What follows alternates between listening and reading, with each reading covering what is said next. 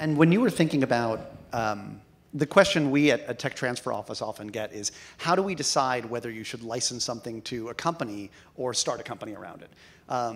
And the answer we typically give is, it really depends significantly on what the faculty want to do and the graduate students.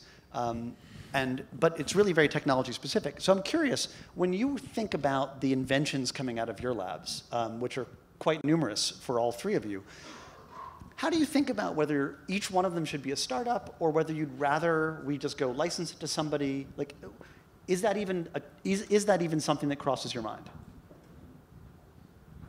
For me, I must say I'm not good at the business end, so I basically listen to what CTV tells me. Can we get that on camera? I hope you're better than me at the business end. I guess so for me, it's almost technology specific, and it's also a balance of how far we can take something in the lab versus how soon we need to collaborate. And in most of our cases, we need to collaborate relatively soon.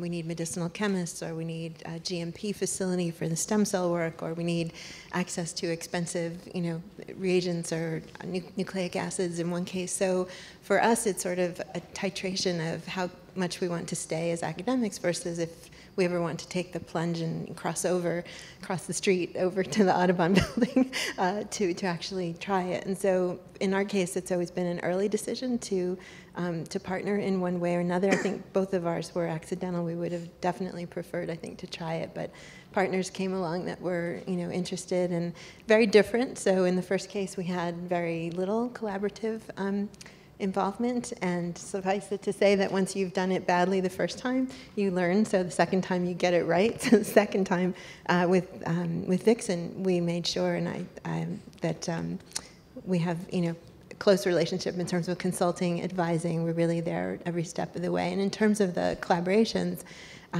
with Skinetics, it was founded with a colleague, one colleague inside, two outside. With Vixen, I had a co-inventor, Raphael Kleins, former faculty member, co-inventor, and so rarely do we do things, alone. So you also have to have consensus among your team of PIs. What's the right course? So. How many graduate students in the room? Graduate students or postdocs? Okay, so this question's for you. So as these inventions are emerging and they make the transition out into the world, either through a license or a startup, what role do you as faculty members typically have in that? You hear about the faculty who will leave the university and go take a management role. In our experience, much more often the faculty member stays at the university. And students tend to play a very important role in that bridge. Can you talk a little bit about what your experience has been, or you think will be? Yeah, this is definitely my case, specifically with the LiDAR technology that we are developing. So basically, the students have ownership. They are doing it. They are pushing it, and then often the VC or the partner that is interested in the technology, they want to talk to me at some point. And we try to push it, and we have also quite a lot of internal discussion between us, what path should we take. But the students are taking ownership, and it's amazing. They should be like that. The name of the startup, by the way, you should definitely watch this one. It's called Voyant, and the two students who are behind it are just absolutely phenomenal. Yeah. We had them Chris pitch. Fair and Stephen Miller. They're amazing. And actually on the brink of some rather significant fundraising. Oh, absolutely. Yeah, so, it's going to be very big. Yeah, we'll come back to that one in a moment. How about you guys? How did you think about what role you wanted to have in the startups you're involved in? So, if you work with others that fund it, they have, of course, their vision. And I personally liked, in our case, that it was already on such solid feet that I was able to let it go and knew if it was done outside of the lab, it works, because that's something that was very important, obviously. I don't really have an opinion about this. I mean, I'm trying to. I'm going to launch a second one where I hope to have exactly the role for a student who needs to graduate first, and he will. And so ask me next year. You know, it's very difficult to. If you come from academic research, you work together very closely, and all of a sudden you enter into a world that is business-driven with people who don't have that same attachment to the research you do. So for me, that is always not as comforting, because I'd like to see it through, like to make it the way I envisioned it. But that's the name of the game. You know? I think, again, for me, all three experiences have been different. The first time we were dealing with partners who were not dermatologists, didn't understand skin or hair diseases, and we always felt like we were sort of having to justify our existence. Why is this important? And it was really starting from a very limited, you know, place. So I think you have to sort of get a feeling for your relative value in the configuration of people that are already there. I think there it was made clear to me early on I wasn't too valuable for the collaboration. But the second one was totally different, because our partners are dermatologists. We didn't have to spend any of our time justifying our existence. They understood how important hair is, how important alopecia is within the realm of dermatology. Now it's sort of in this configuration. I'm a valued advisor because I understand the disease well, both as a patient and a professional. So my opinions are more welcome and often called upon. In the third case, though, in Rapunzel, so both of the first two of mine were so far outbound that they really was like a runaway train in a way. We didn't have time to populate either with much of my time, let alone anyone in the lab. Rapunzel, I hope, will be different because it's really incubated a much longer time in the lab, maybe 10, 12 years of work. We do have some interested folks now in the group that may be wanting to step out into it. So I hope this one maybe takes more of that configuration. And in some ways, this is the one that's I would say, the most reliant on the expertise in the lab. So I think it's kind of a balance of the PI's value to the team and then the technology and how dependent it is on the knowledge, the collective knowledge that's in the group versus in the company or in the partner. So actually, let's talk about that. You know, each of you you and your students bring technical expertise and obviously the initial innovative idea. But as you were thinking about launching the company, or even seeing whether the idea was a launchable product, how's it been being at Columbia? What's the ecosystem like here from your perspective? What resources did you rely upon that you found particularly helpful? Any advice to give the folks in the room about things they should do when they're thinking about launching their companies up here on 116th or 168th Street? Sort of like, what's it like here? Maybe I can talk. I actually have a good perspective, right, in the sense that I'm relatively new to Columbia, and it's been amazing in the sense that, you know, I'm always overwhelmed, and in terms of time, and you guys take over in terms of you tell us exactly what we need to do, and kind of guide us. And you come back. You don't let me run without coming back and following up. And one very good, like a striking experience that I had that I really never experienced as strongly was every patent that we submit, every provisional patent that we submit, there is a follow-up where there is kind of a technical, pretty deep technical discussion on where could this be applied, what is a competing technology, and it's a wonderful. Great. And you work with Greg Maskell in our office. Yes, and Greg has been just wonderful. So I have a longer history at Columbia, and my first experience was, so you write a patent, you're all proud, that's great, you believe in this, and then nobody wants it, and so that's the end of your patent. And then you come up with a second idea, oh, you again, yeah, it's brilliant, and this and that. But eventually, you hit it. I still think these first ones were brilliant, except nobody else understood that. doesn't matter. You then have this patent, and what really helps is, what really helped me, we have these incubator sessions here, Coulter Grants, it used to be called. I received a prize there from Coulter twice. It's now called the BioMedX, or Biomedical Engineering Accelerator. It's run out of the engineering school in collaboration with the medical school and others in our office too. But and that is really helpful. So anybody young in the audience, go there, because you see a lot of people who are on the,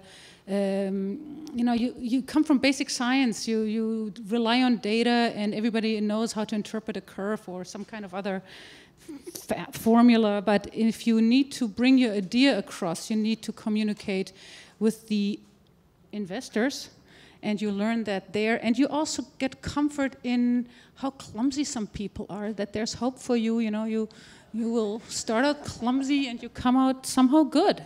And I religiously followed this, and I was actually amazed. I was not the only one who followed it. Young people and the more advanced, more established people, they all came and listened. And that really helped, because it puts it in perspective. And, my technology apparently was good enough to be noticed. But even those that didn't have noticeable technology really learned a lot from there. And you also form relationships. You understand... or you want to be at the point that people who work at CTV understand that your data has substance, and that you're reliable, and that you're potentially a good partner, etc. So that is very, very helpful. Great, thanks.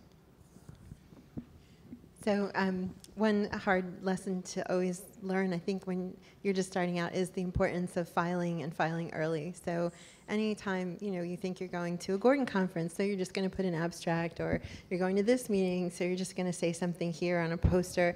Every time you do that, you're basically ruining your chances of patenting. So one of the most important lessons is learning to do that early enough so that you protect any public disclosures, but also not too early that you start burning your 1-year clock, right? So as Tilla mentioned, you have 1 year from the time of filing your provisional until you come back a year later, and the university works with you to decide if you're going to convert that into a PCT.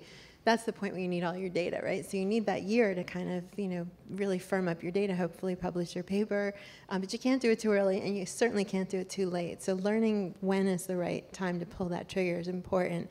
Then you have to back up and do the math that Oren mentioned at the beginning. I'm not sure if everybody caught it, but he said they get about 400 invention reports a year and only file on about half of those 250. Yeah.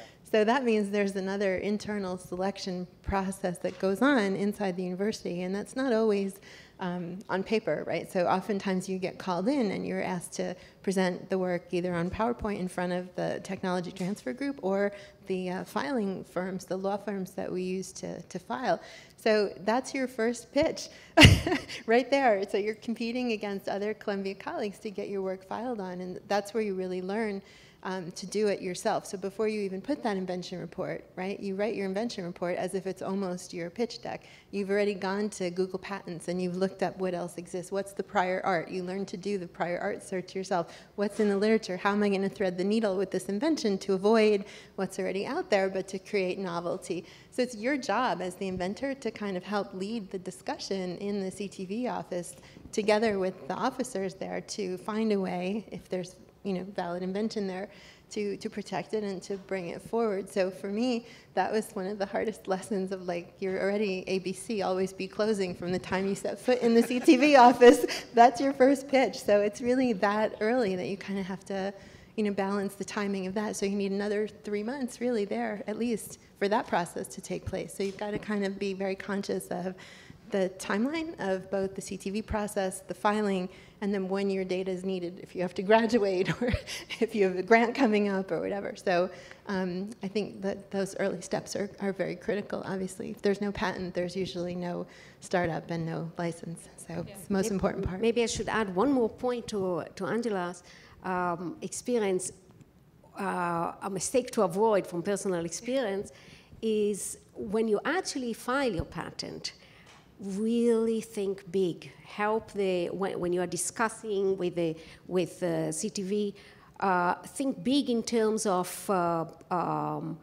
where could this be applied, and even more especially if you are doing anything related to nanotechnology or physics, where could this, what kind of configuration this could be in?